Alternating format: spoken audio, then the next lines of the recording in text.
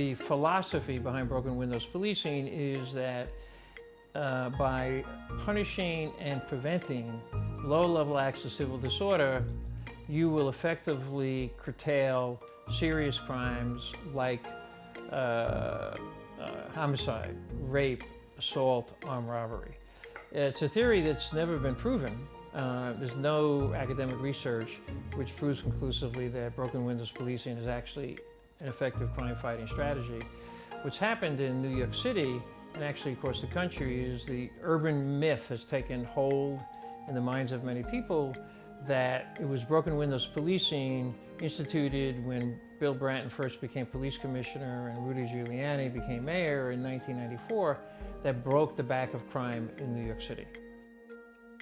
Well, our main purpose is we're an advocacy organization, we're a policy analysis and public education organization, and all our activities are aimed at exposing abusive and discriminatory policing in New York City, that in particular at this time in New York City is carried out under the rubric of quota-driven broken windows policing. And one of the things that's really striking about policing is the virtually total different experience of policing that black people have and white people have.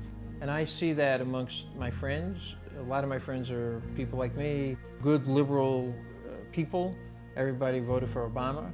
But when I tell them that the cops, for example, arrest always a person of color at 2:30 in the morning on the subway because that person has a foot on a subway seat, or that person had fallen asleep and is occupying two seats, they don't believe me because it seems so not only racist, but just absurd.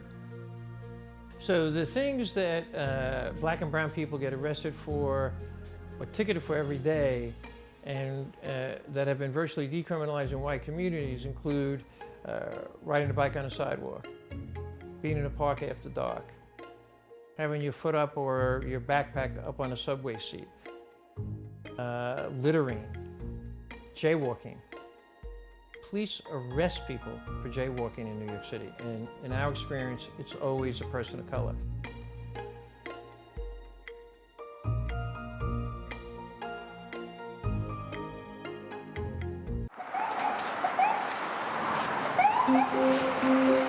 We've done a calculation, a conservative financial calculation, that it costs the city $1,750 for every misdemeanor arrest.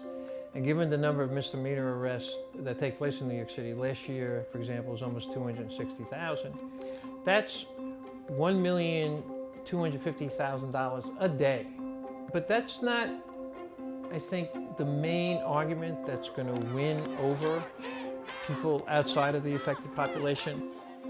The main thing that drove the civil rights movement and even the anti-war movement was how deeply immoral racism was and segregation was, and the old Jim Crow was, and how deeply immoral and harmful the Vietnam War was. That's why people turned out into the streets. It wasn't because it cost a lot of money. Most people in New York City, if they think broken windows policing makes them safer, they don't care how much it will cost. What we have to drive home is not only that these practices are ineffective, but more importantly is that they're blatantly racist and deeply immoral. It's deeply racist, it's offensive, it's been going on for decades, and we should see to the end of it.